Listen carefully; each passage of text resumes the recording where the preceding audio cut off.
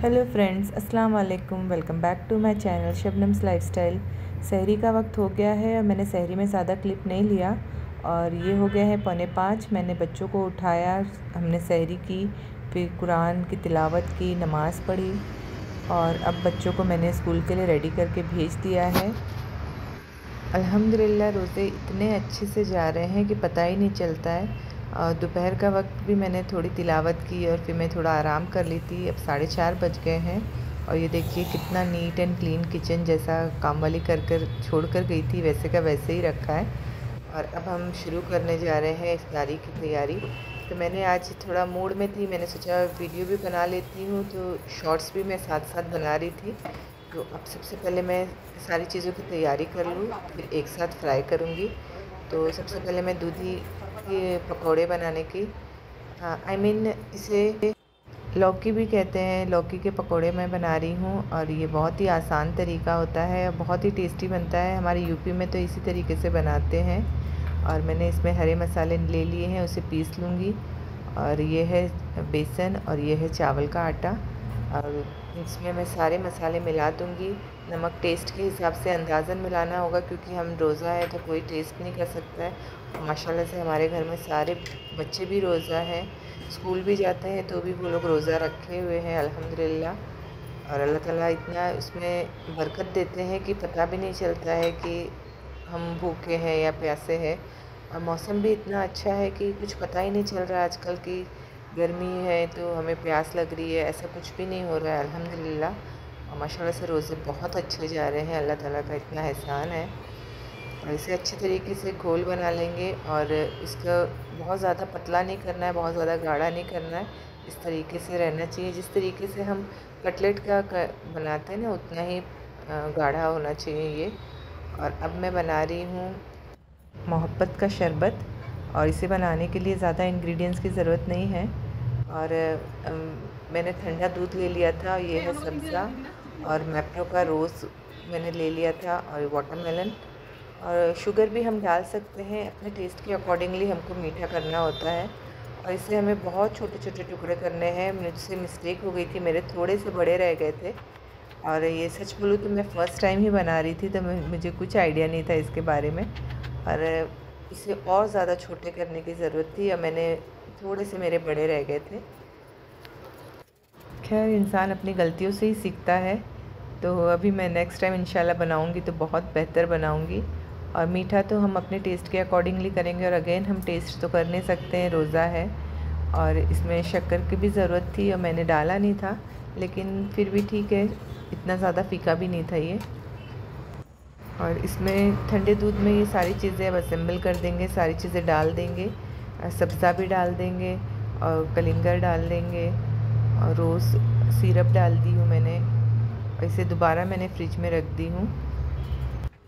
रोज़ा खुलने के बाद तो सबको ज़रूर चाहिए होता है कुछ ना कुछ मीठा या ठंडा या शरबत। तो आज मैंने ये बनाया है।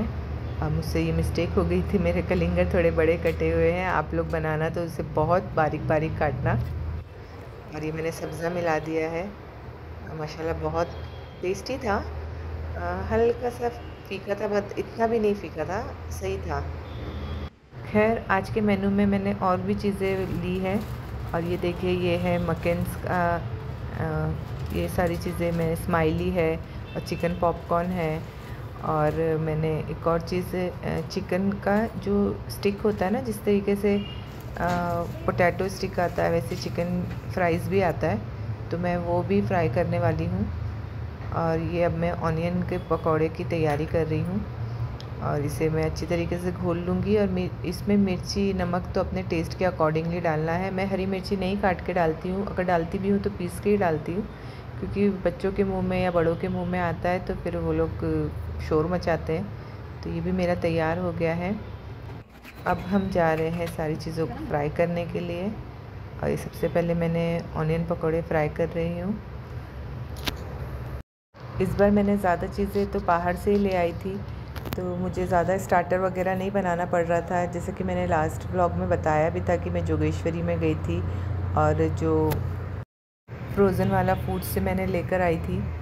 तो मैंने वो फ़र्स्ट टाइम ही लाई थी, लेकिन मैंने काफ़ी कुछ ले आई थी। लेकिन जब मैंने उसे टेस्ट किया वो वाकई में बहुत ज़्यादा टेस्टी था। मैंने लास्ट व्लॉग में भी आपको बताया था, लेकिन आज भी मैं दोबारा बता रही हूँ क्योंकि आज मैं 2-3 चीज़ें फ्राई कर रही हूँ और सारी उतनी ही टेस्टी है।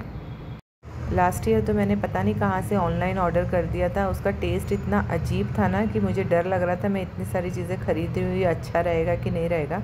लेकिन सच बोलती हूँ, ये फ्रोज़न वाला फूड जो है बहुत ही बेस्ट है, क्वालिटी वाइज और टेस्ट वाइज सब बहुत टेस्टी है।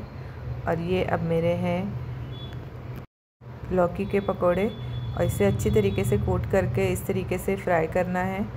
और इसे ज़्यादा ना डालें क्योंकि वो एक दूसरे में चिपक के फिर वो कोटिंग छोड़ देता है, तो इसके लिए थोड़ा सिस्टमेटिकली इसे फ्राई करें। और अगर हमको ज़्यादा क्रिस्पी चाहिए तो हमें और ज़्यादा इसको लाल करने की ज़रूरत है, और अगर मीडियम अगर आपको चाहिए तो ये इस तरीके से कर लें। और इसे रोटी के साथ भी खा सकते हैं, मुझे तो बहुत अच्छा लगता है रोटी के भी साथ, लेकिन इफ्तारी में तो रोटी तो मैं बना नहीं रही हूँ, इसे इसी तरीके से खाने वाली हूँ। मुझे लौकी के ये भजिए बहुत ज़्यादा पसंद है क्योंकि ये बहुत ज़्यादा क्रिस्पी सा रहता है, इसमें चावल का आटा भी होता है ना, तो इस वजह से बहुत ही ज़्यादा क्रिस्पी सा बहुत टेस्टी रहता है। और अब मैं नेक्स्ट फ्राई कर रही हूँ स्माइली। अल्हम्दुलिल्लाह रमज़ान को 1 वीक होने आ गया है और मैं कब से सोच रही थी कि अपना रूटीन मैं आप लोगों के साथ शेयर करूं, पर वक्त ही नहीं मिल पा रहा था, मैनेज नहीं हो पा रहा था और थोड़ा सा मन भी नहीं लग रहा था वीडियो बनाने के लिए। लेकिन आज मैंने फाइनली सोच लिया था कि आज मुझे वीडियो बनानी है। तो मैंने कुछ शॉर्ट्स भी बनाए और मैंने ये लॉन्ग वीडियो भी बनाए, अपना रूटीन आप लोगों के साथ शेयर किया। और बातों ही बातों में मेरे स्माइली भी फ्राई हो गए हैं। अब मैं नेक्स्ट फ्राई करने जा रही हूँ चिकन फ्राइज़। ये भी बहुत टेस्टी था, मैं सोच रही थी पता नहीं कैसा होगा, अंदर से कड़क ना हो, क्योंकि जैसे कि मैंने बताया लास्ट ईयर मैंने मंगाया था तो बहुत ही अजीब सा था, कड़क सा था अंदर।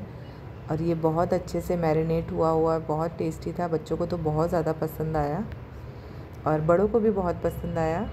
और ये बहुत ही आसान तरीका है, कुछ भी हम लोगों को करना नहीं होता है, बस लाओ और फ्राई कर दो, वरना तो इतने ज़्यादा चीज़ें लाओ, ये लाओ वो बनाओ, बहुत ज़्यादा हेक्टिक हो जाता है।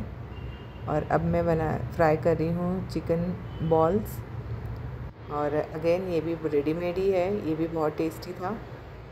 और अब मैं आप लोगों को प्लेट सजा के दिखाती हूँ, मेरी इफ्तारी की प्लेट। मैंने इसे भी शॉर्ट्स के लिए ही बना रही थी मैं ये वीडियो, अदरवाइज़ हम लेडीज़ और जेंट्स अलग अलग करते हैं, तो उस तरीके से हम लोग प्लेट्स भी सजाते हैं। और क्योंकि मेरे ससुर भी रहते हैं तो वो और सारे लोग बाहर बैठते हैं, और मैं और मेरी सास और मेरी ननद, मेरी देवरानी, हम लोग सब अंदर बैठते हैं। तो ये फ़िलहाल तो मैं शॉर्ट्स के लिए ये वीडियो बना रही थी, मैंने सोचा आप लोगों के साथ शेयर करूँ। और इस तरीके से फ्रूट भी कट हो गए थे, तो माशाल्लाह से अल्हम्दुलिल्लाह हमारी इफ्तारी तैयार है। मैं खाने की भी तैयारी साथ साथ कर लेती हूँ, ग्रेवी भी बना ही लेती हूँ ऑलमोस्ट, लेकिन ऑलमोस्ट नहीं, मैं हमेशा ही ग्रेवी बना लेती हूँ, लेकिन है ना आज मुझे बनाना था यखनी पुलाव, तो वो मैंने नहीं बनाया था अभी तक, तो उसके लिए मैंने उसका क्लिप नहीं लिया है, लेकिन उसकी भी तैयारी काफ़ी हद तक हो गई है। और ये देखिए माशाल्लाह मेरा बेटा बैठा हुआ है अपने डैडी के साथ, अपने चाचू के साथ और अपने दद्दू के साथ रोज़ा खोलने के लिए। और माशाल्लाह मेरा बेटा भी 2 साल से वो पूरे रोज़े रखता है अल्हम्दुलिल्लाह, और अल्लाह ताला हमारे रोज़ों को कबूल करे, आमीन। अल्हम्दुलिल्लाह हमारा रोज़ा खुल के हो गया था, और ये बच्चे देखिए नमाज़ पढ़ रहे हैं अपने डैडी के साथ, चाचू के साथ और दद्दू के साथ। और वैसे तो मेरे ससुर जमात से ही पढ़ाते हैं, लेकिन फ़िलहाल वो लोग सुन्नत पढ़ रहे हैं। और ये देखिए अब ये हाल है ये किचन का, ये तो बहुत ही ज़्यादा पेनफुल रहता है जब हमें रोज़ा खोलने के बाद इस तरीके से बर्तन वॉश करना होता है। और ये देखिए ये माशाल्लाह से मेरी यखनी की भी तैयारी हो चुकी है। आई होप आप लोगों को मेरा ये व्लॉग पसंद आया होगा, तो please like share comment and subscribe करना मत भूलिएगा, दुआओं में याद रखिएगा। अल्लाह हाफिज़।